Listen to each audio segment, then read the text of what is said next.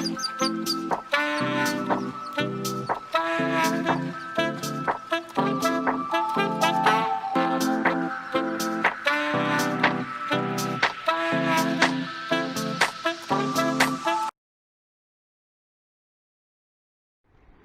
students, before we begin with today's video, you can go to the Google Play Store or click on the link in the description below and download the PrepWell app, where you'll find premium content on various law, fashion designing, management and university entrance exams. So download the PrepWell app today. So now we'll begin with the passage given in CLAT 2010. इस passage के अंदर एक story दी गई है, ठीक है, Greek story है और इसके अंदर बात की जा रही है सबसे पहले इडिपस की, ठीक है। इडिपस एक ऐसा इंसान था जिसने अपने डैड को मार दिया था, ठीक है, और इन्होंने अपनी मदर से मैरी कर लिया था, ठीक है। तो इसलिए गॉड्स ने इन्हें बहुत बड़ा कर्स दिया था और इनका जो कर्स है वो इनके बच्चों पर भी मूव ऑन कर गया, यानी कि इनके जो बच्चे थे उनके ऊपर भी ये कर्स रहा और इसकी वजह से उनके बच्चों को बहुत सारी बुरी चीज़ें देखनी पड़ी। ये ऑथर का कहने का मतलब है, ठीक है। अब यहाँ पे क्या होता है, इडिपस जब मर जाता है तो अब उनके जो बेटे हैं उनके अंदर लड़ाई होती है कि भाई कौन राजा बनेगा। तो उनके जो दो बेटे होते हैं ना, वो तो एक दूसरे से लड़ लेते हैं और एक दूसरे को मार देते हैं, ठीक है। तो ये दो बेटे तो वैसे ही ख़त्म हो गए। अब जो तीसरा बेटा होता है ना, वो होता है पॉलिनिसिस। तो पॉलिनिसिस जो होता है, अब वो राजा बनना चाहता है, लेकिन जो इडिपस का भाई है दैट इज़ क्रियॉन, यानी कि पॉलिनिसिस का जो अंकल है वो उसे राजा बनने नहीं देना चाहता था क्योंकि वो खुद राजा बनना चाहता था। तो अब क्योंकि पॉलिनिसिस अपने अंकल से लड़ने जाता है कि नहीं मुझे राजा बनना है, तो उसके जो अंकल है या क्रियॉन है वो उसके अगेंस्ट क्या करते हैं, वो उसको मार देते हैं पहले तो, और फिर उसको बोलते हैं कि भाई इसको कोई बरी नहीं करेगा, यानी कि इसकी जो डेड बॉडी है वो ऐसे ही पड़ी रहेगी, जंगली जानवर आके इसको खाएं, चाहे कोई बर्ड्स आके इसको खाए, कोई भी इसको खाए, मुझे इससे कोई फ़र्क नहीं पड़ता, बस ये डेड बॉडी पड़ी रहेगी। अब ये बात जान के जो इसकी बहन थी एंटीगॉन, है ना, वो बहुत दुखी हो गई। उसने सोचा कि यार कितनी बुरी बात है, ये तो बिल्कुल जो लॉज है रिलीजन के उसके अगेंस्ट है। तो वो गई अपनी बहन के पास जिसका नाम था इस्मीन, ठीक है। अब इस्मीन जो है उससे उसने कहा कि हमें किंग के अगेंस्ट जाना चाहिए। तो इस्मीन ने कहा कि नहीं, हम विमेन हैं, हमें मेन से नहीं लड़ना चाहिए, और उसने इस बात को खारिज कर दिया, उसने मना कर दिया, नहीं मैं नहीं लड़ूंगी। तो एंटीगॉन कहती कि तुम्हें जो करना है करो, मैं तो किंग के अगेंस्ट जाऊंगी क्योंकि किंग जो है वो हेवन के लॉज के अगेंस्ट जा रहा है। तो अब एक्चुअल पैसेज पे आते हैं। एंटीगॉन जो है वो इडिपस की एक बेटी थी, है ना। इडिपस जो था वो एक ट्रैजिक फिगर था मेल पार का, जिसे गॉड्स ने कर्स कर दिया था क्योंकि उसने अपने पिता को मार दिया था और अपनी माँ से शादी कर ली थी, ठीक है। उसके बाद उसने थीब्स का जो थ्रोन है वो अज्यूम कर लिया था, यानी कि इस तरह की चीज़ें उसने करी, इस वजह से गॉड्स ने उसको कर्स कर दिया। उसके बाद जब इडिपस मर गया तो सिविल वॉर हो गया उनकी कंट्री में, या हम ये कह सकते हैं उनके किंगडम में लोग आपस में लड़ने लगे कि भाई अब राजा कौन बनेगा। तो इडिपस के जो दो बेटे थे उन्होंने एक दूसरे से लड़ाई कर ली राजा बनने के लिए, और इस चक्कर में उन्होंने एक दूसरे को ही मार दिया। अब जो इडिपस का भाई था दैट इज़ क्रियॉन, है ना, या हम कह सकते हैं एंटीगॉन का जो अंकल था, उसने अपने आप को सिटी का मास्टर घोषित कर दिया। उसने कहा कि भाई अब मैं तुम्हारा किंग हूँ। अब क्रियॉन से लड़ने के लिए आ गया पॉलिनिसिस, जो कि एंटीगॉन का एक और भाई था, यानी कि हम कह सकते हैं एंटीगॉन के 3 भाई थे, 2 तो मर गए, और एक जो पॉलिनिसिस था वो क्रियॉन से लड़ने आया था क्योंकि वो राजा बनना चाहता था, और एक तरह से देखा जाए तो उसका हक भी था राजा बनने का, जबकि क्रियॉन ने उसका हक छीन लिया था।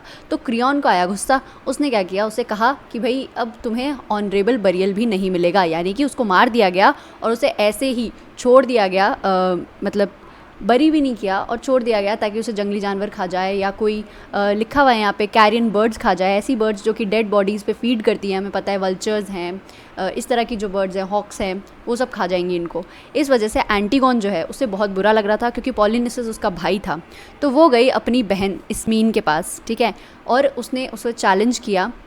उसने कहा कि भाई ये हमारे रॉयल ब्लड के लिए कितनी बुरी बात है, मेरा जो ब्लड है, मेरा जो खून है वो खौल रहा है कि भाई मेरे भाई के साथ ऐसा किया जा रहा है। तो अब ये टाइम है, हमें दिखाना पड़ेगा कि भाई हम इस रॉयल ब्लड के वर्दी हैं, है ना। तो उसने कहा कि भाई ये हम दोनों का भाई है, तो हमें इस तरह से उसे अकेला नहीं छोड़ना चाहिए। बट इस्मीन कहती है कि भाई क्रियॉन जो है, जब उसने मना कर दिया तो हम वो काम क्यों करें। क्रियॉन अब हमारा राजा है तो हमें उसके अगेंस्ट नहीं जाना चाहिए। और फिर वो कहती है कि हम विमेन हैं, ठीक है, तो हम मेन से नहीं लड़ सकती, ऐसा वो कहती है, ठीक है। तो बिटरनेस के साथ एंटीगॉन कहती है तुम्हें जो करना है तुम करो, मैं तुम्हें अपने ऑब्लिगेशन से रिलीज़ करती हूँ, तुम मुझे हेल्प मत करो, लेकिन अगर मैं इस चीज़ के लिए मरती हूँ तो I will die for happiness, है ना, मतलब मैं खुश होकर मरूंगी अगर मैं अपने भाई को बचाने के लिए मरती हूँ, और अगर तुम जियोगी, ठीक है, तो जियो, और हेवन के लॉज को फॉरबिड करके तुम जी नहीं पाओगी, बल्कि मैं खुश होकर मर जाऊंगी। क्वेश्चन नंबर 1, स्टोरी की मेन थीम क्या है, ठीक है। Option A, one must be truthful and honest, ये बात जो है बिल्कुल गलत है, ये स्टोरी की मेन थीम हो ही नहीं सकती, ठीक है, क्योंकि यहाँ पे कहीं भी ट्रूथफुल और ऑनेस्ट होने के बारे में कहीं नहीं लिखा हुआ है। There is a conflict between laws of man and heavenly laws, ये मेन थीम नहीं है स्टोरी की, ठीक है। बस यहाँ पे एक जगह लिखा हुआ है कि भाई आपको हेवन के लॉज के अगेंस्ट नहीं जाना चाहिए, बट इस तरह का कॉन्फ्लिक्ट हमें यहाँ पे देखने को नहीं मिल रहा है।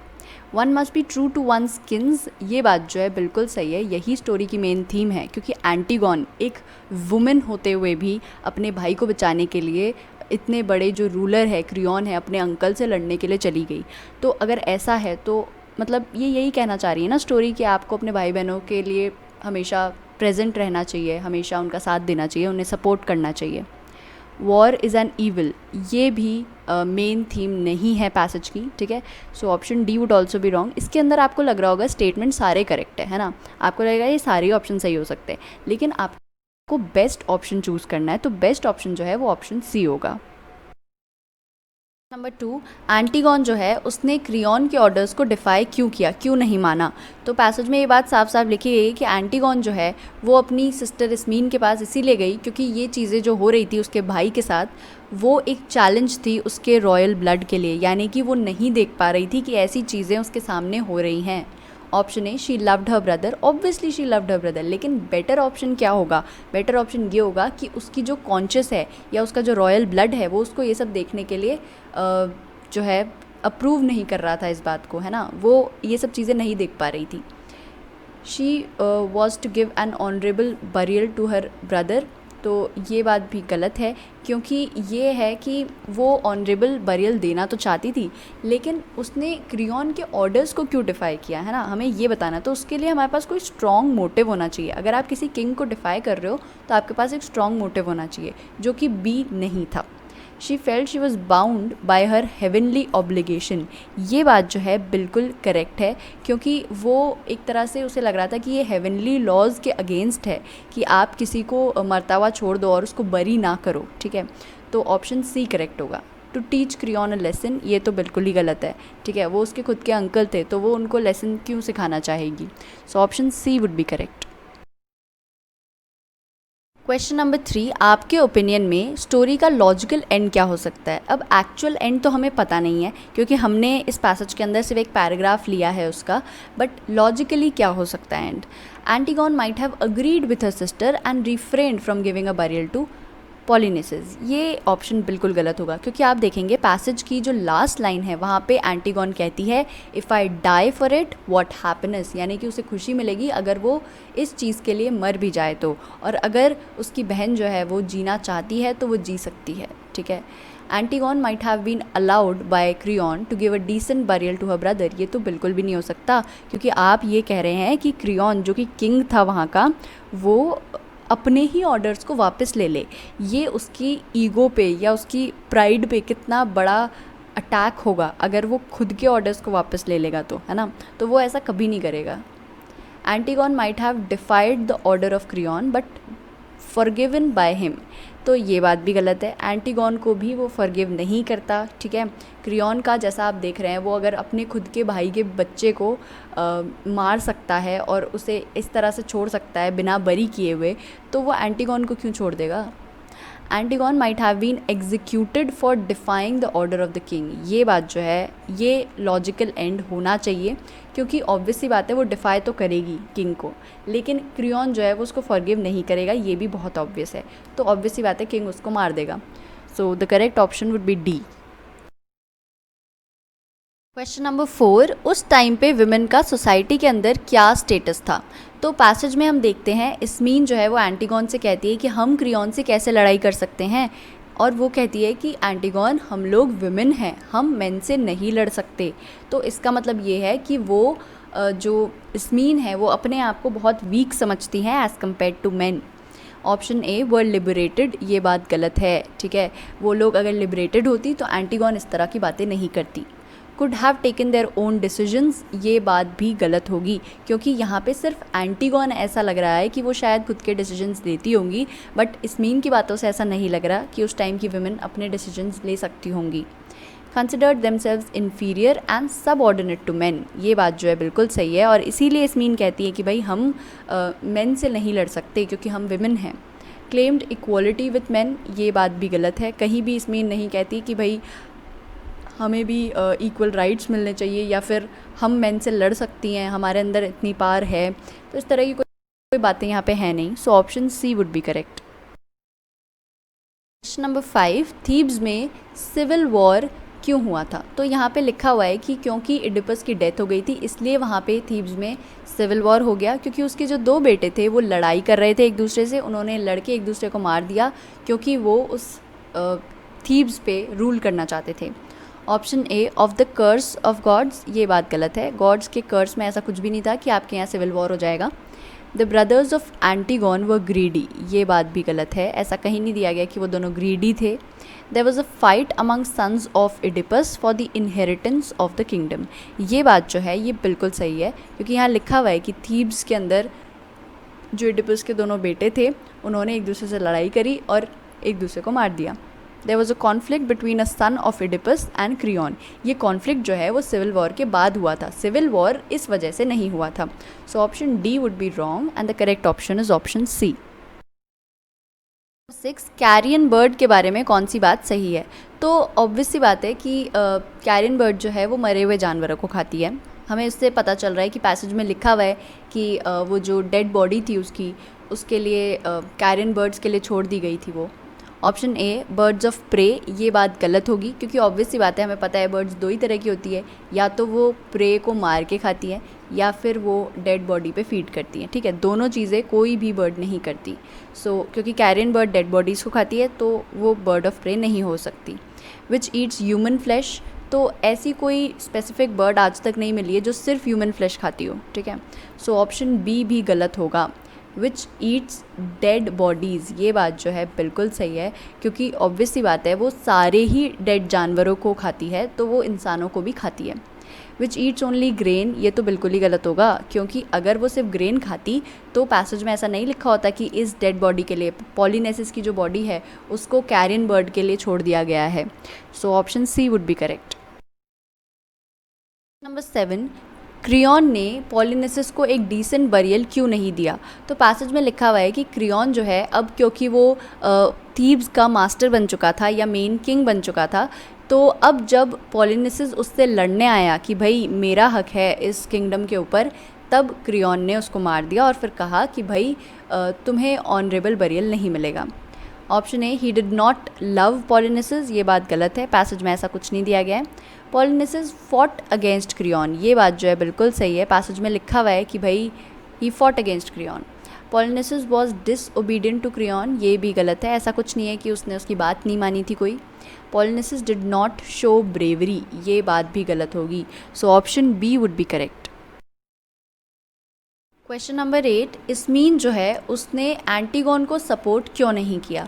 ठीक है, तो पैसेज में लिखा हुआ है कि इस्मीन कहती हैं कि how could you dare when Creon has expressly forbidden it, यानी कि क्रियॉन ने जब मना कर दिया तो तुम्हारी इतनी हिम्मत कैसे हो रही है कि तुम उसे डिफाई कर सको या उसके अगेंस्ट जा सको।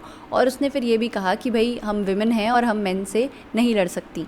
Option A was weak and did not have the courage to defy orders of the powerful king, ये बात जो है बिल्कुल सही है, क्योंकि ऑब्वियस सी बात है वो यही कह रही है कि भाई तुम्हारे अंदर इतनी हिम्मत कहाँ से आ गई, मैं तो नहीं करूँगी ये सब। Did not consider it right to defy the king, ये बात गलत होगी, क्योंकि आप देख रहे हैं यहाँ पे उसने कहीं नहीं कहा कि है ना किंग को डिफाई करना बहुत बुरी बात होती है या फिर किंग के अगेंस्ट नहीं जाना चाहिए। उसने लिखा हाउ कुड यू डेयर, यानी कि तुम्हारे में इतनी हिम्मत कहाँ से आ गई। इसका मतलब ये है कि वो खुद वीक थी, इसलिए वो किंग के अगेंस्ट नहीं जा रही थी। Did not think it fit to defy her uncle specially after the death of her father. ये बात कहीं पैसेज में नहीं लिखी गई है तो हम अज्यूम नहीं कर सकते। Did not believe that Polynices deserved better treatment, ये बात भी गलत है, ऐसा कुछ भी इसमीन ने नहीं कहा। So option A would be correct. Number 9, gods ने इडिपस को कर्ज क्यों किया था? तो पैसेज की फर्स्ट लाइन में लिखा हुआ है कि भाई इडिपस जो है उसे कर्ज किया था गॉड्स ने क्योंकि उसने अपने फादर को मार दिया था और अपनी मदर से मैरी कर लिया था। ये बात आपको ऑप्शन ए में साफ साफ लिखी भी मिलेगी, तो ऑप्शन ए ही सही होगा, इसके अलावा और किसी ऑप्शन पे ध्यान ना दें।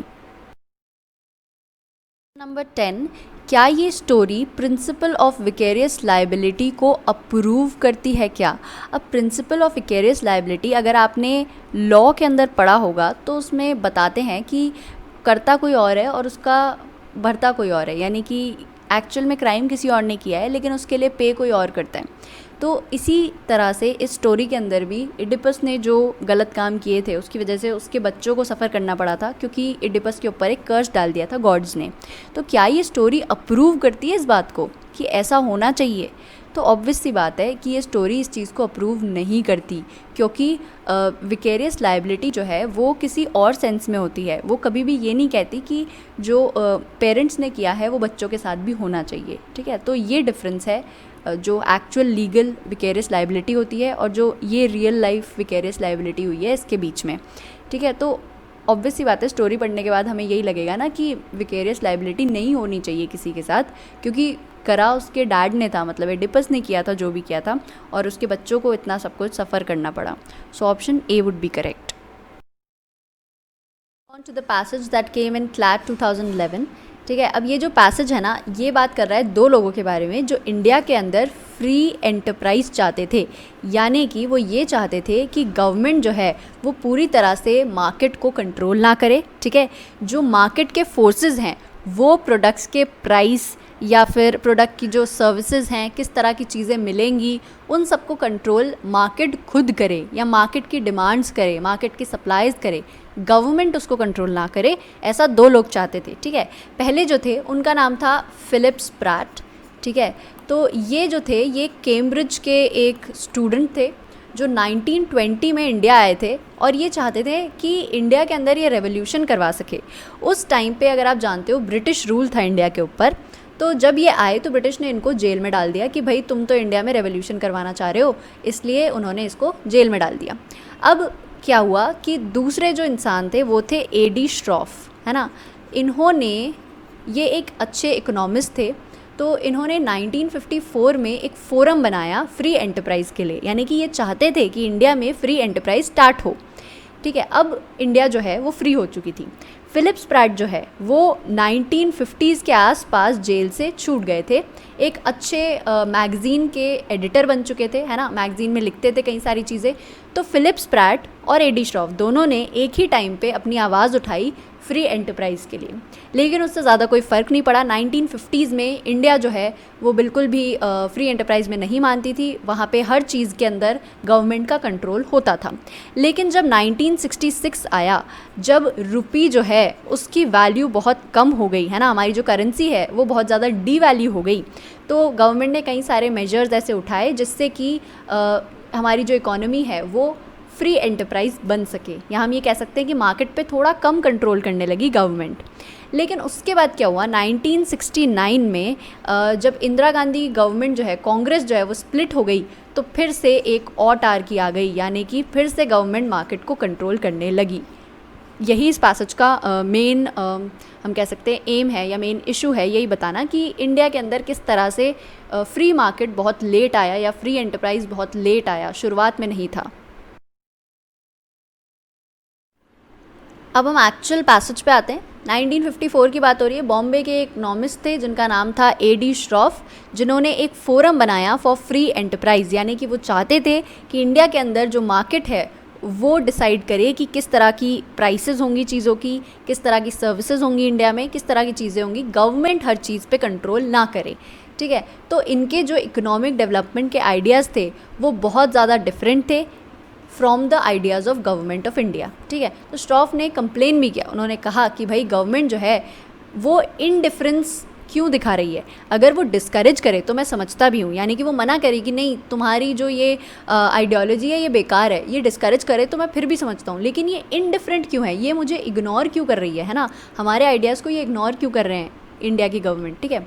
उसी टाइम पे हम कह सकते हैं एक जर्नलिस्ट थे जिनका नाम है फिलिप स्प्रैट, जो आए थे 1920s में इंडिया के अंदर, कैम्ब्रिज के एक स्टूडेंट थे और वो चाहते थे कि इंडिया के अंदर रेवोल्यूशन करवा सके। तो उन्हें इंडियन जेल में डाल दिया गया था बाय द ब्रिटिश। लेकिन फिर 1950 में जब वो फ्री हो गए तब वो बैंगलोर की एक वीकली के अंदर एडिटर बन गए जिसका नाम मिस इंडिया था, ठीक है। वहाँ पे उन्होंने गवर्नमेंट ऑफ इंडिया की जो पॉलिसीज़ हैं उनको बहुत ज़्यादा गलत बताया, ये बताया कि इससे इकोनॉमिक डेवलपमेंट नहीं हो पाएगा। तो हम देख सकते हैं 1950s के आसपास ही फिलिप स्प्रैट और एडी श्रॉफ दोनों ने अपनी आवाज़ उठाई थी फ्री एंटरप्राइज़ के लिए। तो अब ये बताया जा रहा है कि जो फिलिप स्प्रैट हैं उन्होंने अपनी मैगज़ीन में ये कहा कि जो इंडिया की गवर्नमेंट है वो एक एंटरप्रेन्योर या बिजनेसमैन को ऐसे ट्रीट करती है जैसे कि वो कोई क्रिमिनल हो, जबकि जो एंटरप्रेन्योर्स हैं वो अपना दिमाग का इस्तेमाल करके कंट्री के लिए वेल्थ क्रिएट कर रहे हैं और साथ ही साथ में लोगों को एम्प्लॉयमेंट दे रहे हैं। तो उन्हें इस तरह से ट्रीट नहीं किया जाना चाहिए। उस टाइम जो चीफ प्लानर थे हमारे स्टेट के, या हम कह सकते हैं उस टाइम जो प्लानिंग कमीशन हुआ करती थी जो 5 ईयर प्लान्स बनाती थी, उसके जो चीफ थे वो पीसी महिलानोबिस थे। और उनके जो आसपास लोग थे वो जनरली वेस्टर्न लेफ्टिस्ट थे या सोवियत के थे, रशियंस थे।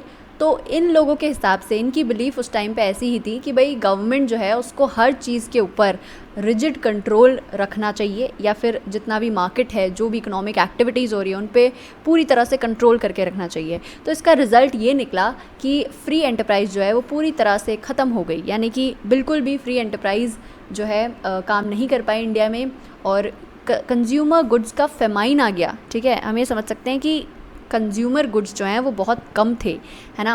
उसके अलावा बहुत सारी सोल डेडनिंग टेक्निक्स आ गई मार्केट में, ऐसी टेक्निक्स जो कि आगे ही नहीं बढ़ पा रही थी, डेवलप ही नहीं हो पा रही थी, क्योंकि सब कुछ गवर्नमेंट के हाथों में था ना, प्राइवेट हाथों में नहीं था। फ्री मार्केट नहीं था, फ्री एंटरप्रेन्योरशिप नहीं थी, है ना। अभी जो स्प्रैट और श्रॉफ है इनकी आवाज़ें जो हैं वो दब गई। किस वजह से दब गई? क्योंकि जो गवर्नमेंट है उसने कई सारे अच्छे अच्छे मॉडल्स बनाए हैवी इंडस्ट्रियलाइजेशन के। उन्होंने कई सारी नई नई इंडस्ट्रीज़ बनाई जो कि गवर्नमेंट ने बहुत अच्छी सी प्लानिंग से बनाई, और हम कह सकते हैं कि वो बहुत फ़ायदेमंद भी थी।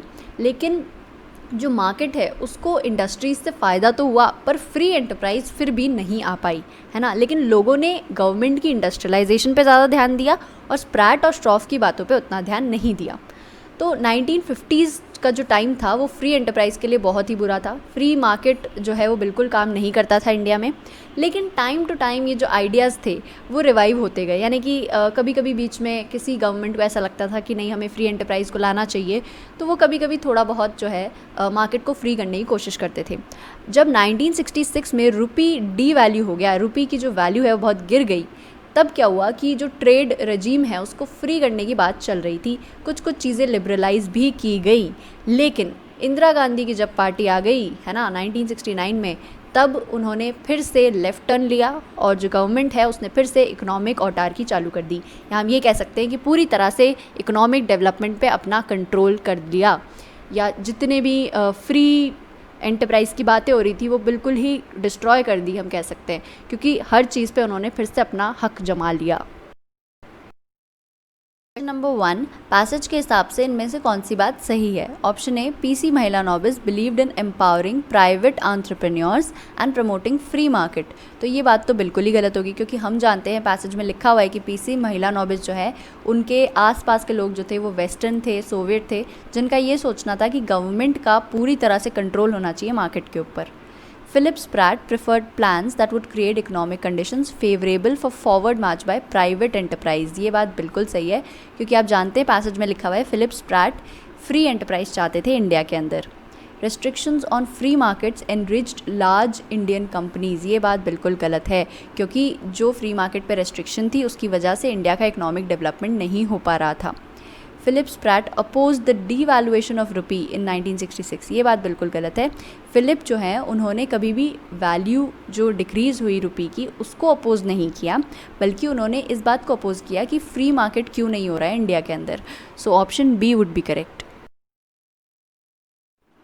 क्वेश्चन नंबर 2, ऐसी कौन सी बात है इनमें से जो हम पैसेज से लीस्ट लाइकली इन्फर कर सकते हैं, यानी कि पैसेज में जो बात लिखी गई है उसके ऑपोजिट कौन सी बात है। Option A, acceptance of A.D. Shroff's plans in official circles smothered free enterprise in India. ये बात बिल्कुल गलत है, यानी कि ये पैसेज के बिल्कुल ऑपोजिट है, क्योंकि हम ये कह सकते हैं कि पहली बात तो A.D. श्रॉफ के जो प्लान्स थे वो फ्री एंटरप्राइज़ को लाने के थे, फ्री एंटरप्राइज़ को इंडिया से हटाने के नहीं थे। दूसरी बात, उनके प्लान्स को कभी एक्सेप्ट ही नहीं किया गया। The views of the forum of free enterprise ran against the conception of development then prevalent among policy makers. ये बात तो बिल्कुल सही है, पैसेज में दिया गया है कि ये जो फोरम था ये फ्री एंटरप्राइज चाहता था और जो हमारे पॉलिसी मेकर्स हैं वो फ्री एंटरप्राइज नहीं चाहते थे। A.D. Shroff believed that state should actively support the private sector। तो ये बात जो है ये बिल्कुल सही है, A.D. Shroff बिल्कुल ऐसा ही बिलीव करते थे। Philip Spratt had been educated in Cambridge, ये बात भी बिल्कुल सही है, so option A would be correct. Question number 3, passage के अंदर सेंट्रल पर्पस क्या है या मेन एम क्या है। तो मुझे लगता है पैसेज यही बताना चाह रहा है कि कुछ लोग थे जो इंडिया के अंदर फ्री एंटरप्राइज चाहते थे, लेकिन जो गवर्नमेंट ऑफ इंडिया है क्योंकि वो काफ़ी पावरफुल थी, जो पॉलिसी मेकर्स थे वो काफ़ी पावरफुल थे, इसलिए वो कभी इंडिया में फ्री एंटरप्राइज नहीं ला पाए। Option A, highlight that even though their advocates for free market and private enterprise in early years of independent India they were crowded out by others who supported a dominant role for state over private enterprise. ये बात जो है बिल्कुल सही है, यानी कि जो पॉलिसी मेकर्स हैं, जो गवर्नमेंट है, वो ये चाहती थी कि गवर्नमेंट का पूरी तरह से कंट्रोल हो मार्केट के ऊपर और फ्री एंटरप्राइज नहीं आनी चाहिए। Explain the politics behind Indira Gandhi's decision to nationalise the banks, ये सेंट्रल आर्ग्यूमेंट नहीं था। Demonstrate with the help of statistics how the preference of policy makers for Soviet style economic policies prevented India's economic growth। तो ये चीज़ हम कह सकते हैं, हम पैसेज से कंक्लूड कर सकते हैं कि इकोनॉमिक ग्रोथ इंडिया की नहीं हो पाई क्योंकि फ्री मार्केट नहीं था, लेकिन ये चीज़ हम स्टैटिस्टिक्स से डेमोन्स्ट्रेट नहीं कर सकते। पैसेज में ऐसा कोई स्टैटिस्टिक नहीं दिया गया है। Established that devaluation of rupee was vindicated by subsequent experience, ये बात भी गलत है। हमारा जो पर्पस है पैसेज का वो ये बताना नहीं था, so option A would be correct. 4, Philip Spratt जो है वो इंडिया क्यों आए थे। तो पैसेज में लिखा हुआ है कि स्प्रैट जो है वो कैम्ब्रिज में पढ़ते थे और उन्हें कम्युनिस्ट पार्टी ने भेजा था 1920s में ताकि वो इंडिया के अंदर एक रेवोल्यूशन कर सके, ठीक है। Option A, fail in love with an Indian woman, वो यहाँ पे आने के बाद हुआ था, वो इस वजह से यहाँ पे आए नहीं थे। Wanted to protest against the economic policies of the Indian government, ये बात बिल्कुल गलत होगी, ठीक है। उस टाइम पे वो इस तरह का कोई प्रोटेस्ट नहीं कर रहे थे। जेल जाने के बाद, जेल से बाहर आने के बाद में उन्होंने ये प्रोटेस्ट चालू करी, उससे पहले वो इंडिया के अंदर सिर्फ और सिर्फ एक रेवोल्यूशन लाना चाहते थे। Was offered the editorship of my India, तो ये बात जो है ये इस वजह से इंडिया नहीं आए थे, ये इंडिया आने के बाद हुआ था। Had been instructed to work towards the goal of inciting a revolution in India, ये बात जो है बिल्कुल सही है, और वो रेवोल्यूशन इंसाइट करने के लिए ही इंडिया आए थे, इसलिए उन्हें जेल में डाला गया था, so option D would be correct. Question number 5, author किस तरह से हमें समझाते हैं कि A.D. श्रॉफ के जो आइडियाज़ थे वो हमारी प्लानिंग कमीशन से अलग थे, ठीक है। तो पैसेज में लिखा हुआ है कि श्रॉफ ने कंप्लेन किया था against the indifference if not the discouragement with which the state treated entrepreneurs. तो यही बात जो है इससे हम पता लगा सकते हैं कि श्रॉफ जो है वो कंप्लेन कर रहा था अगेंस्ट द गवर्नमेंट। अब गवर्नमेंट के अंदर ही प्लानिंग कमीशन भी आती है, तो इस वजह से हम कह सकते हैं कि इन दोनों के आइडियाज़ ऑपोजिट थे। Option A, A.D. Shroff was in favour of rigid government over all economic activities, ये बात बिल्कुल गलत है, क्योंकि ये वजह नहीं थी कि वो प्लानिंग कमीशन से ऑपोजिट थे, और प्लस वो फेवर भी नहीं करते थे गवर्नमेंट कंट्रोल को। Shroff had opposed government's decision to devalue Indian rupee, ये बात तो बिल्कुल ही गलत है, क्योंकि जो डी वैल्यूएशन हुआ था इंडियन रुपी का वो गवर्नमेंट की वजह से नहीं हुआ था, या गवर्नमेंट उसे कंट्रोल नहीं करती। डी वैल्यूएशन जो है वो इकोनॉमिक डेवलपमेंट के हिसाब से होता है कि अगर कंट्री में इकोनॉमिक डेवलपमेंट नहीं हो पा रहा है, उतना अच्छे से नहीं हो रहा है, मार्केट के अंदर प्रॉब्लम्स आ रही हैं, तो करेंसी डी वैल्यू हो जाती है, इसमें गवर्नमेंट का कोई वो नहीं है role. The hostility of the government to private entrepreneurs was complained against by A.D. Shroff, ये बात जो है बिल्कुल सही है, क्योंकि जो गवर्नमेंट है वो काफ़ी हॉस्टाइल थी इन प्राइवेट एंटरप्रेन्योर्स की तरफ, या हम कह सकते हैं कि इन्हें इग्नोर कर रही थी। Shroff had been critical of the influence of Soviet accommodations over India's economic policy. ये बात भी गलत है क्योंकि ये वाली बात जो है ये हमें बोली थी फिलिप स्प्रैट ने, ठीक है। ये बात जो है ये एडी स्ट्रॉफ का आइडिया नहीं था। So option C would be correct.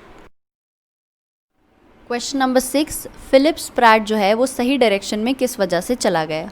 तो यहाँ लिखा हुआ है कि जब वो जेल में थे तब वहाँ पे फिलिप स्प्रैट कई तरह की बुक्स पढ़ते थे और फिर उनकी शादी हो गई एक इंडियन वुमेन से, जिसकी वजह से वो राइट वर्ड्स चले गए या फिर सही चीज़ें करने लगे। Option A, the demise of the Soviet union. ये बात गलत है, सोवियत यूनियन से कोई रिलेशनशिप नहीं था फिलिप स्प्रैट की किसी भी हरकत का। The start of the weekly my India, ये बात भी गलत है, ठीक है। उन्होंने माई इंडिया शुरू तो कर दी थी लेकिन ये रीज़न नहीं था कि वो राइट डायरेक्शन में जा रहे थे। The books that he encountered in the prison, ये बात बिल्कुल सही है, बुक्स की वजह से काफ़ी इफ़ेक्ट पड़ा उन पे। The dissolution of his first marriage to his college friend, ये बात भी बिल्कुल गलत है क्योंकि ऑब्वियस सी बात है कि उसकी मैरिज की बात हो रही थी कि भाई उन्होंने मैरी किया किसी इंडियन वुमेन को, उनकी जो मैरिज है वो डिज़ोल्व नहीं हुई थी या ख़त्म नहीं हुई थी। So option C would be correct. Question number 7, इस पैसेज के हिसाब से इनमें से कौन सी बात सही है।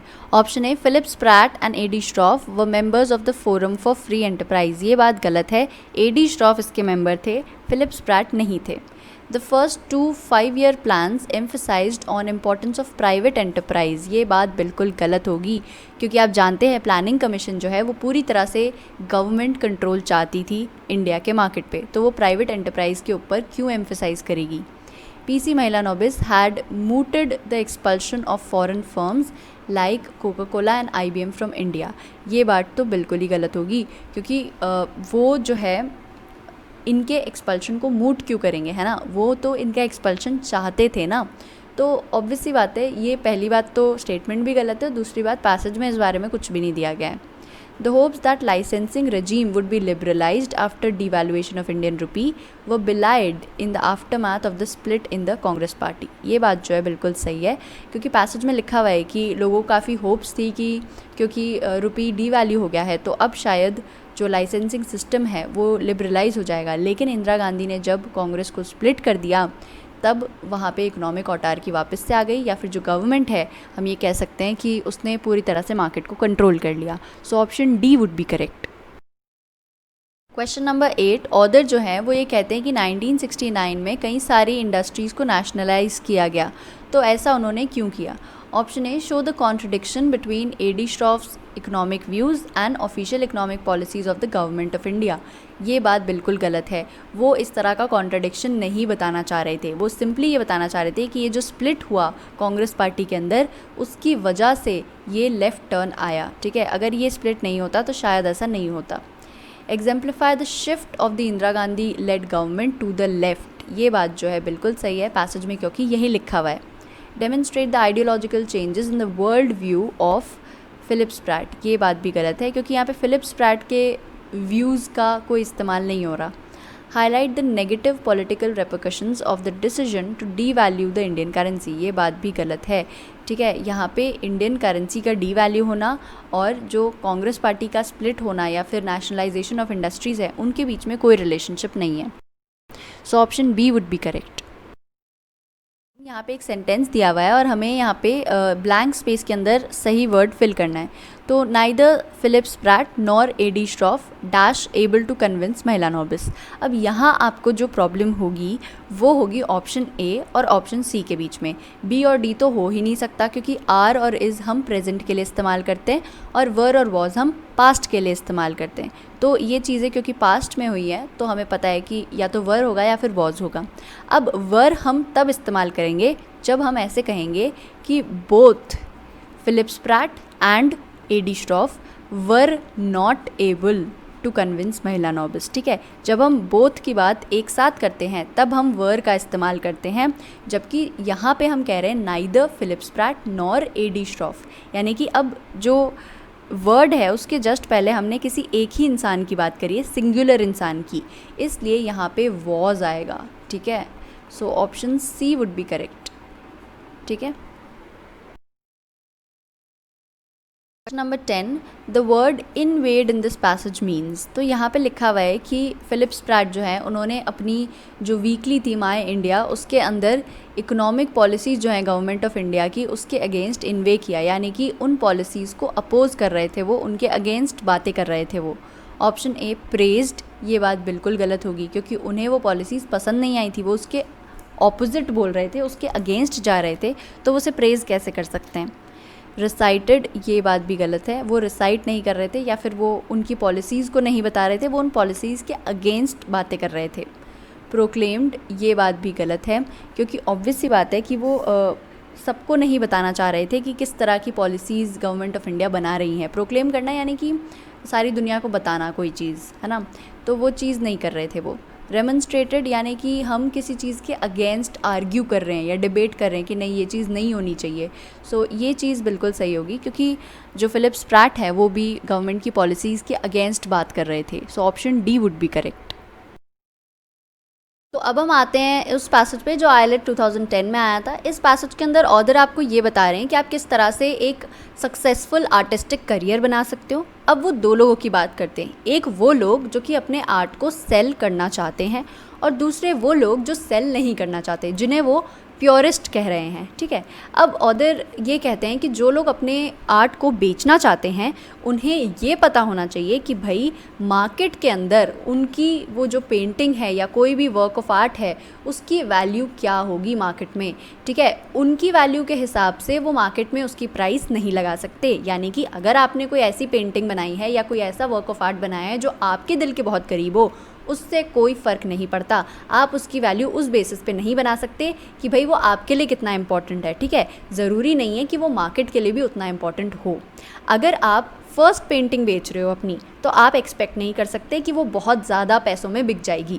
अगर आप फर्स्ट पेंटिंग बेच रहे हो तो आपको मार्केट वैल्यूज़ की देखनी पड़ेगी, मार्केट के हिसाब से उसको बेचना पड़ेगा, ठीक है। तो फिर आप धीरे धीरे जब ऐसे बेचते जाओगे कई सारे सालों तक, जब आप शोज़ करोगे, लोगों को बेचोगे, उसके बाद अगर आप चाहते हो कि आपकी वो जो पहली वाली पेंटिंग थी ना वो बिक जाए बहुत सारे पैसों में, बहुत ज़्यादा महंगी बिके, तो वो चीज़ हो सकती है क्योंकि अब आप एक इस्टेब्लिश्ड आर्टिस्ट हो, ठीक है। जब तक आप इस्टेब्लिश नहीं हो जाते तब तक आप अपनी पेंटिंग पे कोई भी जो आपकी मन मर्ज़ी की वैल्यू है वो नहीं लगा सकते, ठीक है। आपको मार्केट की जो वैल्यू है उसे देखना पड़ेगा क्योंकि मार्केट के अंदर ज़्यादातर लोग जो एक्सपेंसिव आर्ट की चीज़ें खरीदते हैं वो उन चीज़ों की खरीदते हैं जो कि एस्टैब्लिश्ड आर्टिस्ट ने बनाई होती हैं, ठीक है।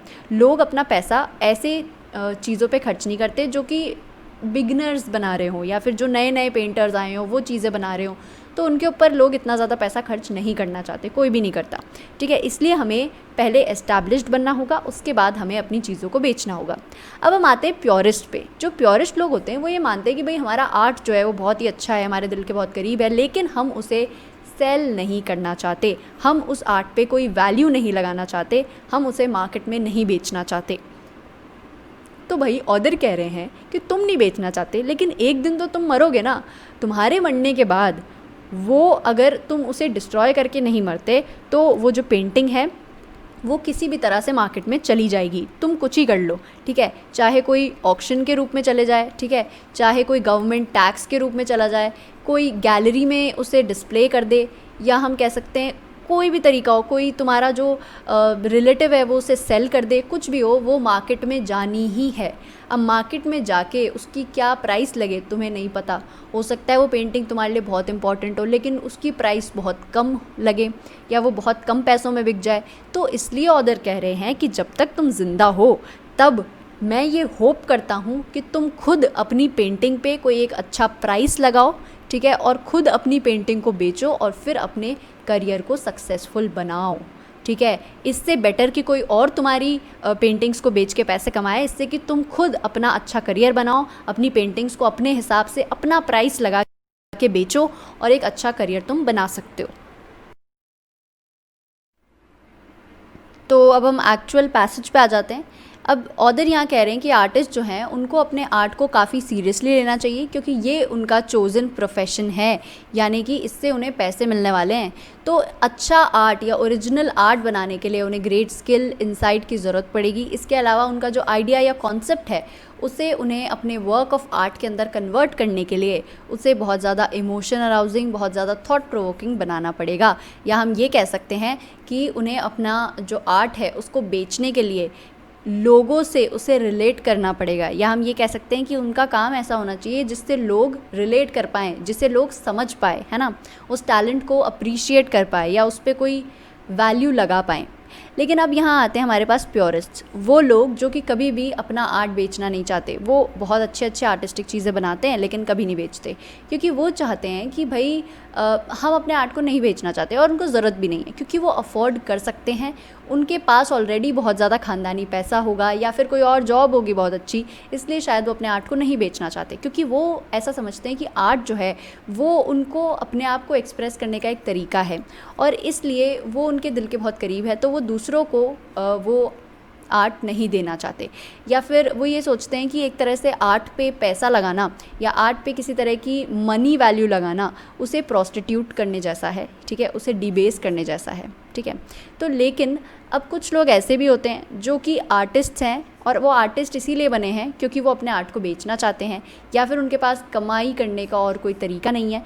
तो अगर आपको ऐसे ही अपनी पेंटिंग को बेचना है तो उसके लिए आपको पता होना चाहिए कि भाई किस तरह के टूल्स का इस्तेमाल होता है, कैसे हम ये पता लगाएं कि अपनी पेंटिंग को बेचा जा सकता है, क्या उसकी मार्केट में वैल्यू होगी, किस तरह से हम उसे बेचेंगे, ये सारी चीज़ें उस इंसान को पता होनी चाहिए।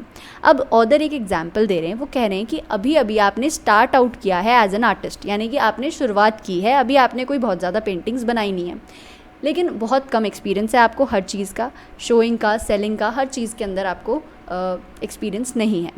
2 मिनट के अंदर आपने जो पहली पेंटिंग बनाई ना, वो आपने 2 मिनट में बना दी, और आपने पेंसिल से एक ड्राइंग बनाई और वो बहुत ही अच्छी बनी। अब आपने जो ये ड्राइंग बनाई है ना, ये ड्राइंग आपके लिए बहुत ज़्यादा इंपॉर्टेंट है, क्योंकि एज एन आर्टिस्ट आपका ये पहला ड्राइंग है, ठीक है, और आपके लिए ये आपकी लाइफ का सबसे क्रिएटिव मोमेंट है। तो आप क्या करोगे, आप अपनी ड्राइंग पे $20,000 का प्राइस लगा दोगे। आप ये नहीं सोचोगे कि मार्केट में वो कितने में बिकेगी, या आप कुछ भी और नहीं सोचोगे, आप सिर्फ ये सोचोगे कि वो पेंटिंग आपके लिए कितनी इंपॉर्टेंट है ना, आपकी लाइफ में वो क्या इंपॉर्टेंस रखती है। इससे कोई फ़र्क नहीं पड़ता कि मार्केट में उसे कोई ख़रीदेगा या नहीं ख़रीदेगा। तो आपकी ये जो अप्रोच है ना, ये प्योरिस्ट का विजन है, या हम कह सकते हैं जो प्योरिस्ट होते हैं, क्योंकि उन्हें लगता है कि उनका आर्ट वर्क जो है वो इतना उनके दिल के करीब है कि वो उसे बेचना ही नहीं चाहते। उसी तरह से आपको भी भले ही अपनी पेंटिंग को बेचना हो, बट आप उस पेंटिंग को इस तरह से नहीं बेच रहे जैसा कि मार्केट में एक्सेप्ट किया जाएगा। आप उसे जो प्राइस दे रहे हैं वो इस बात पे बेस्ड है कि वो आपके लिए कितनी इंपॉर्टेंट है। प्योरिस्ट के लिए भी अपना वर्क ऑफ आर्ट इतना इंपॉर्टेंट होता है कि वो उस पर कोई प्राइस नहीं लगाना चाहता, वो उसे बेचना नहीं चाहता। इसलिए आपका ये जो विज़न है, ये प्योरिस्ट का विज़न है। आप मार्केट की रियलिटीज़ पे ध्यान नहीं दे रहे हैं, आप मार्केट पे ध्यान नहीं दे रहे हैं कि भाई मार्केट में मेरी ये जो पेंटिंग है ये कितने में बिकेगी, क्योंकि मैं बिल्कुल इनएक्सपीरियंस्ड पेंटर हूँ, है ना, मैंने पहली बार ड्राइंग बनाई है, तो कोई क्यों खरीदेगा मेरी पेंटिंग को $20,000 में, कोई नहीं खरीदेगा, ठीक है। बिजनेस पॉइंट से अगर हम देखें तो बहुत डिफ़िकल्ट होगा उस ड्राइंग को सेल करना, क्योंकि अभी आप रियल आर्ट वर्ल्ड में नए नए हो, ठीक है। कोई भी अगर आपका नाम सुनेगा या पेंटिंग को देखेगा, अभी भले वो कितनी भी सुंदर पेंटिंग हो, वो आपकी पेंटिंग क्यों खरीदेगा, है ना। क्योंकि नॉर्मल जो है लोगों का एक क्राइटेरिया होता है पेंटिंग खरीदने का। बहुत सारे आर्ट बायर्स ऐसे होते हैं जो कि $20,000 खर्च करने को तैयार हैं पेंटिंग्स के ऊपर, लेकिन वो ऐसी पेंटिंग्स खरीदते हैं जो कि एस्टैब्लिश्ड आर्टिस्ट के द्वारा बनाई गई हों, ठीक है। तो आप जो कि बिल्कुल नए हो इस चीज़ के अंदर, वो किस तरह से अपने आर्ट को शो और सेल करोगे, क्योंकि वो जो एस्टैब्लिश्ड आर्टिस्ट है ना, उन्होंने कई सालों से, उनके ट्रैक रिकॉर्ड्स हैं आर्ट को बेचने के, है ना, आर्ट को शो करने के, गैलरीज़ में शोज़ रखने के, उनके बहुत सारे एक्सपीरियंसेस हैं। उन्हें पता है कहाँ पे बेचना है, कितने में बेचना है ना, उनको सब चीज़ें पता है, लेकिन आपको कुछ नहीं पता। तो आपकी पेंटिंग वो $20,000 में नहीं बिक पाएगी। लेकिन अब आपकी जो ड्राइंग है वो अभी भी आपके लिए बहुत इम्पॉर्टेंट है, लेकिन इससे ज़्यादा इम्पॉर्टेंट ये बात है कि ओपन मार्केट में कोई आपकी पेंटिंग को ख़रीदेगा या नहीं ख़रीदेगा, क्योंकि ये बायर्स डिसाइड करते हैं कि किसी पेंटिंग की प्राइस या उसकी वैल्यू क्या हो सकती है। आप इस बात पे उस पेंटिंग की वैल्यू डिसाइड नहीं कर सकते कि वो आपके लिए कितनी इम्पॉर्टेंट है। अब ऑथर ये कहते हैं कि आप अपनी पेंटिंग पे जो प्राइस लगाना चाहते हैं लगा सकते हैं, लेकिन आप किसी को भी फोर्स नहीं कर सकते उसको ख़रीदने के लिए। इसलिए आपको उस पेंटिंग पे ऐसा अमाउंट फ़िक्स करना पड़ेगा, उस पेंटिंग की ऐसी वैल्यू रखनी पड़ेगी जो कि आप मार्केट में सेल कर सकें। मार्केट में जिस तरह की प्राइस पे वो बिक सकता है, लेकिन आपकी ड्राइंग की ये जो कहानी है ये ख़त्म नहीं होती। अगर आप चाहते हैं अभी भी कि आपकी वो जो 2 मिनट की पेंटिंग है ना वो $20,000 में बिके, तो ये हो सकता है, लेकिन कैसे? जब आप अपने आप को प्रूव करो। ठीक है, अब आपको कई सारे ऐसे आर्ट वर्क्स बनाने पड़ेंगे जो कि आपकी आर्टिस्टिक क्रिएटिविटी को या आपके टैलेंट को रिफ्लेक्ट करता हो। ठीक है, और लोग जो हैं वो आपके आर्ट को रिकॉग्नाइज़ करने लग जाए, समझने लग जाए, पसंद करने लग जाए, ख़रीदने लग जाए। उसके बाद आप सक्सेसफुली कई सालों तक आपको प्रोड्यूस, शो और सेल करनी पड़ेगी अपने आर्ट वर्क्स को। उसके बाद एक दिन आएगा जब आप अपनी पहली एग्जीबिशन रखेंगे। उस एग्जीबिशन पे जब आप वो ड्राइंग लगाएंगे कि भाई ये ड्राइंग थी जो मेरा इंस्पिरेशन था आगे के काम के लिए, ये ड्राइंग थी जो मेरी पहली ड्राइंग थी जिसकी वजह से आज मैं इतना बड़ा इंसान बना। जब आप ऐसी बातें कहेंगे ना तो आर्ट वर्ल्ड जो है वो आपकी बातों को समझेगा, रिस्पेक्ट करेगा और उसकी वैल्यू को भी समझेगा। इसलिए कोई अगर सीरियस कलेक्टर होगा तो वो शायद आपको इतना एक्सपेंसिव प्राइस पे आपकी ड्राइंग जो है वो ख़रीद लेगा, और तब जो वो दिन होगा ना वो आपके करियर का सबसे इम्पॉर्टेंट दिन होगा। अब ऑथर जो है वो फिर से आ रहे हैं प्योरिस्ट आर्टिस्ट के ऊपर। वो कहते हैं कि ऐसे आर्टिस्ट जो कभी भी अपना आर्ट बेचना नहीं चाहते थे वो भी अब जो है एक टाइम के बाद मर जाएंगे। अब उनका जो आर्ट है वो बचा रह जाएगा। ये जो आर्ट है अगर वो डिस्ट्रॉय कर दिया गया तब तो ठीक है, अगर डिस्ट्रॉय नहीं किया गया तो मार्केट फोर्सेस के हाथों में वो आ ही जाएगा, चाहे आप कुछ भी कर लो। जिस आर्ट को उस आर्टिस्ट ने इतने टाइम तक बचा के रखा, कभी मार्केट में नहीं बेचा, अब वो बिक जाएगा दूसरों के हाथों। या तो वो टैक्स में चला जाएगा, डोनेशन में, इनहेरिटेंस में बिक जाएगा, किसी ऑक्शन में किसी डीलर के पास चल जाएगा, शायद किसी गैलरी में जाके टंग जाएगा या किसी फैमिली मेम्बर के पास चल जाएगा। एंड में जाके कहीं से भी हम देख लें उसके ऊपर कोई प्राइस लगेगी और वो किसी को बेचा जाएगा। तो मॉरल ऑफ द स्टोरी ये है कि किसी भी तरह से आप काम करो, आपकी वो जो पेंटिंग है या वर्क ऑफ आर्ट पे कोई ना कोई प्राइस तो लगना ही है। आप कुछ नहीं कर सकते उसको रोकने के लिए। ठीक है, तो जब तक आपके पास टाइम था, जब आप ज़िंदा थे, तब आपको उसके ऊपर एक रियलिस्टिक प्राइस लगा लेना चाहिए था और उसे बेच देना चाहिए था। अब जो लोग आपकी पेंटिंग के ऊपर प्राइस लगा रहे हैं ना, ज़रूरी नहीं है कि वो रियलिस्टिक हो, ज़रूरी नहीं है कि वो सही प्राइस हो। आपकी पेंटिंग का वर्थ जो है वो आपको पता है, आपकी पेंटिंग की इंपॉर्टेंस और वैल्यू सिर्फ आपको पता थी। लेकिन अब आपने क्योंकि अब आप प्राइस नहीं लगा सकते, अब आप इस दुनिया में नहीं हैं, तो कोई और उसके ऊपर प्राइस लगाएगा और उसको बेच देगा। ठीक है, तो ऑथर का ये कहना है कि मैं ये होप करता हूँ कि जो इंसान उस पेंटिंग को बनाए वो ही उसे बेच दे, ताकि उस पीस ऑफ आर्ट पे ढंग से प्राइस लगाया जा सके। उस पीस ऑफ आर्ट की जो इम्पोर्टेंस है, क्योंकि वही इंसान समझ सकता है जिसने उसे बनाया है, इसलिए वो एक अच्छा प्राइस उस पर लगाए और उस इंसान का एक बहुत ही अच्छा रिवॉर्डिंग करियर बन जाए। ठीक है, क्वेश्चन नंबर 1, प्योरिस्ट के आर्ट के बारे में हम कौन सी बात है जो सही से कह सकते हैं? तो पैसेज में साफ साफ लिखा हुआ है कि प्योरिस्ट का आर्ट जो होता है वो ऐसा आर्ट होता है जो कि किसी को बेचता नहीं है, और वो ऐसा आर्ट होता है जो कि फ्री होता है एनकम्ब्रेंसेस से और कंसर्न से, इस बारे में कि दुनिया क्या सोचेगी, आर्ट वर्ल्ड क्या सोचेगा उसके बारे में। इससे उसे कोई मतलब नहीं होता, क्योंकि उसे मार्केट में तो जाना ही नहीं है, उसको बिकना है ही नहीं, तो उसको क्या फ़र्क पड़ेगा कि लोग उसके बारे में क्या सोच रहे हैं। सो ये बात ऑप्शन डी में आपको लिखी हुई मिलेगी और यही ऑप्शन सही होगा। बाकी सारे ऑप्शन में आप देखेंगे one that arouses emotions, thought provoking, ये सारी चीज़ें जो हैं ये एक अच्छी पेंटिंग के फीचर्स हैं, लेकिन ज़रूरी नहीं है कि जो प्योरिस्ट आर्ट हो वो हमेशा अच्छा ही हो। ठीक है, इससे कोई फ़र्क नहीं पड़ता कि वो अच्छा होगा या नहीं, बस ये बात मेन है कि प्योरिस्ट जो है वो कभी अपने आर्ट को बेचेगा नहीं, और इससे कोई फ़र्क नहीं पड़ता कि कोई उसकी वैल्यू क्या लगाएगा। जो खुद उसे बना रहा है वो उसे बेचना नहीं चाहता, ये बात मेन है। So option D would be correct. Number 2, realities of the market place जो है इसका मतलब क्या है? तो मुझे लगता है पैसेज में जब ये बात आई थी तो वहाँ पे ये कहा जा रहा था आपकी जो फर्स्ट पेंटिंग है उसको अगर आप $20,000 प्राइस रख रहे हो तो शायद उसे कोई नहीं खरीदेगा, क्योंकि ये आप कह रहे हो प्योरिस्ट के विजन से, यानी कि आप अपने पेंटिंग को उस हिसाब से एक प्राइस दे रहे हो जिस हिसाब से आपको वो लगती है या आपके लिए उसकी इम्पोर्टेंस कितनी है, उस हिसाब से आप उसे एक प्राइस दे रहे हो। जबकि आपको मार्केट के ऊपर ध्यान देना है, यानी कि आपकी वो जो पेंटिंग है वो मार्केट में किस प्राइस पे बिकेगी ये आपको पता होना चाहिए, तब आप उस पर सही प्राइस लगा सकते हैं। तो यही रियलिटी है मार्केट प्लेस की। Option A, prostituting one's art by putting a dollar price on it, ये बात गलत है। ठीक है, ये जो अप्रोच है ये अपने आर्ट को प्रोस्टिट्यूट करने के लिए नहीं कहती। ये नहीं कहती कि आप अपने आर्ट को बिल्कुल ही डी वैल्यू कर दो या वर्थलेस कह दो। Gauging the market value of one's art and then putting a price on it, ये बात जो है बिल्कुल सही है, क्योंकि आप कह सकते हैं कि ना मार्केट में अगर आपको पता है कि आपके आर्ट की वैल्यू क्या है, आप अगर पता लगा लेंगे तो आप उसके ऊपर एक प्राइस रख सकते हो, है ना। Compromising one's estimation of one's own art as far as its worth in financial terms is concerned, ये बात भी गलत है। कहीं भी ऑथर ये नहीं कहते कि आप अपने आर्ट के ऊपर कॉम्प्रोमाइज़ करो, वो ये कहते हैं कि आप भले ही अपने आर्ट पे कॉम्प्रोमाइज़ नहीं करना चाहते हो, आप उसे बाद में बेच दो, जब आप एक्सपीरियंस्ड हो जाओ, जब आपके पास बहुत ज़्यादा पैसा आ जाए या आपने बहुत सारे शोज़ कर लिए हैं, बहुत सारे आपने पेंटिंग्स बेच दी है, उसके बाद में आप जो है अपनी उस पेंटिंग का जो आपके लिए इम्पॉर्टेंट है उसको आप ज़्यादा में भी बेच सकते हो। एक्सपेंसिव भी अगर वो होगी तो लोग उसे ख़रीद लेंगे। तो यहाँ पे ऑथर अपने एस्टिमेशन को कॉम्प्रोमाइज़ करने के लिए नहीं कह रहे हैं। Subjecting one's art to the buyer's interpretation of it, ये बात भी गलत है। ठीक है, अब बायर का क्या इंटरप्रिटेशन होगा आप ये पहली बात तो बता ही नहीं सकते, क्योंकि अलग अलग तरह के बायर्स होते हैं, लेकिन मार्केट में उसकी वैल्यू क्या होगी ये आप बता सकते हो। ठीक है, तो डी भी गलत होगा and the correct option would be option D, क्योंकि सिर्फ स्टेटमेंट बी करेक्ट है। क्वेश्चन नंबर 3, अगर किसी आर्टिस्ट को अपने पीस ऑफ आर्ट को बहुत ही हाई प्राइस पे बेचना हो तो उसे क्या करना पड़ेगा।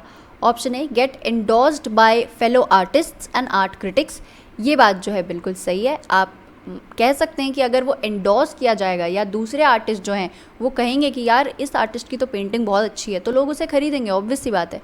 होल्ड एग्जिबिशंस एंड शोज़, ये बात भी सही है। अगर आप शोज़ रखेंगे, एग्जिबिशंस रखेंगे, लोग आपकी पेंटिंग्स को, आर्ट को देखेंगे, उन्हें पसंद आया तो वो खरीद लेंगे।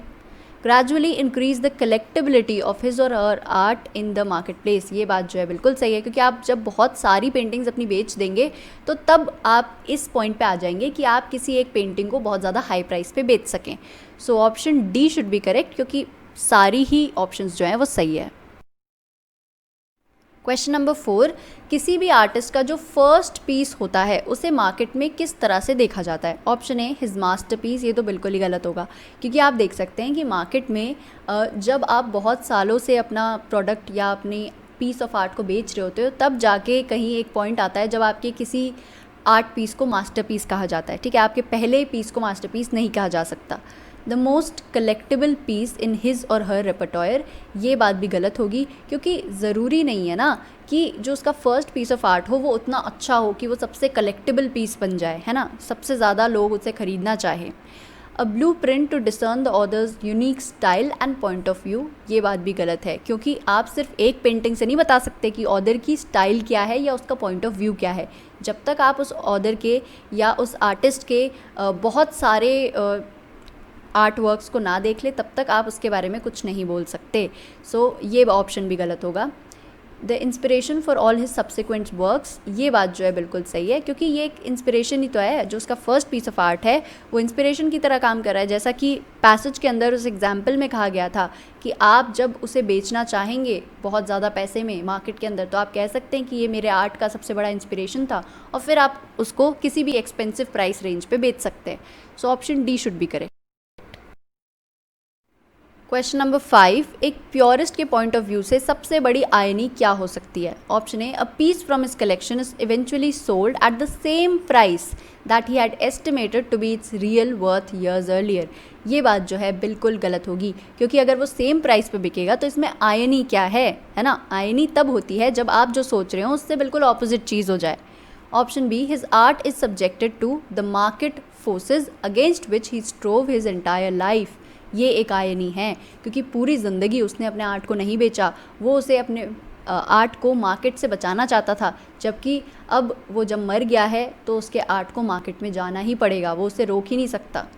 Realities of the marketplace is a concept that negates the very attributes that we associate with art, whim, fancy and imagination। ये बात भी गलत होगी क्योंकि ये कोई आयनी नहीं दिखा रही है। So option C would be correct, क्योंकि सिर्फ स्टेटमेंट बी करेक्ट है। We have now reached the end of the video. Hope you enjoyed this session. मिलते हैं नेक्स्ट वीडियो में। जय हिंद।